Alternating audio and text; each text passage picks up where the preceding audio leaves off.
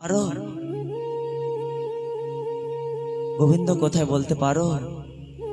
বটবৃক্ষকে জিজ্ঞাসা করে, বটবৃক্ষ কিছুই বলে না। কিছু দূর যাতে যাতে পিপল বৃক্ষ দেখে,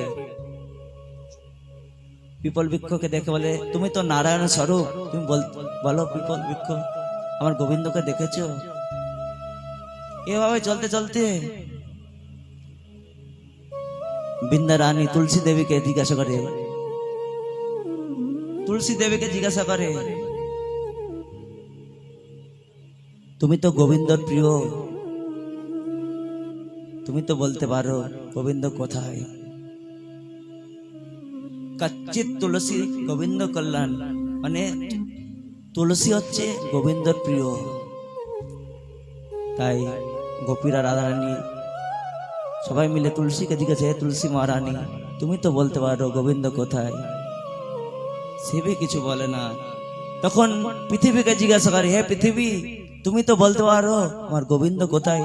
তোমার উপর দিয়ে তো ভগবান চরণ রেখে চলে, তাহলে তো তুমি তো বলতে পারবে।